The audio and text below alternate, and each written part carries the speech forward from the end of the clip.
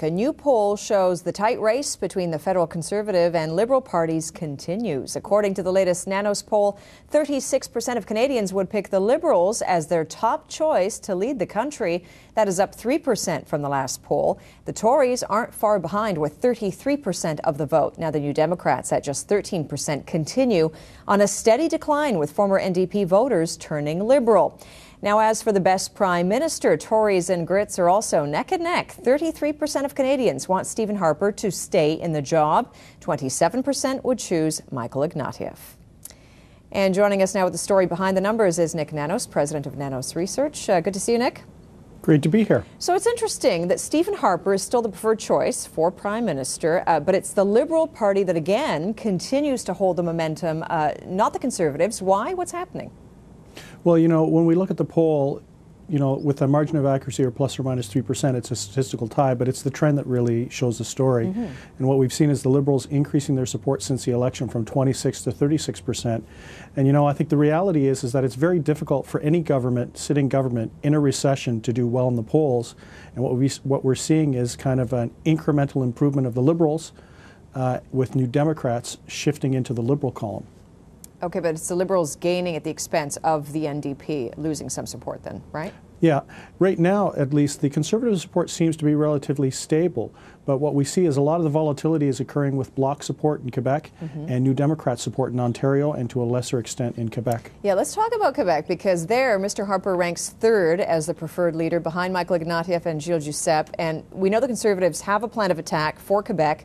Reportedly, they're doubling the number of party organizers there, preparing a new strategy, focusing on the suburban areas the way they want, in Ontario with the 905 areas. But do you think this is going to work, giving some of that damage from the arts cuts funding and also some of the Prime Minister's own words, saying that the Liberals are in bed with separatists when it came to that coalition? Can they shake that damage?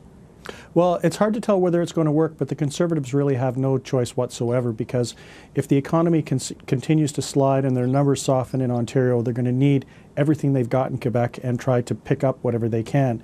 So really the Conservatives have no choice. The problem is that right now there's no coattails, even a coat, so to speak, for Stephen Harper or for Conservative candidates in the province of Quebec. And I think that's why they're trying to build what I'll say a bit of a ground game, so to speak, in order to try to move the dial in the province of Quebec. Okay, and part of that ground game may include reportedly attack ads that they're preparing.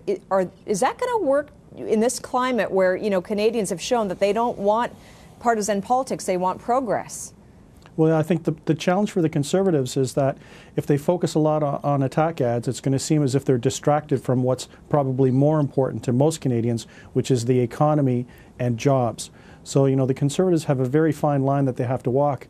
If they're seen as being too negative, it's going to look like they're not focusing on governing in the economy, and it could hurt them even more. So looking down the line, do you think the momentum will stay with the Liberals, as the economy continues to worsen? That's what most expect, and as the Liberals continue to try and make Mr. Harper and the government wear this recession? Yeah, well, I think for the Liberals, they've got the easy job right now. They have to just let Stephen Harper wear whatever happens and not make a mistake. I think for the Conservatives, they've got to figure out a strategy for Quebec. They've got to figure out how they're going to manage the economy, and it's going to be very difficult for the next period for them.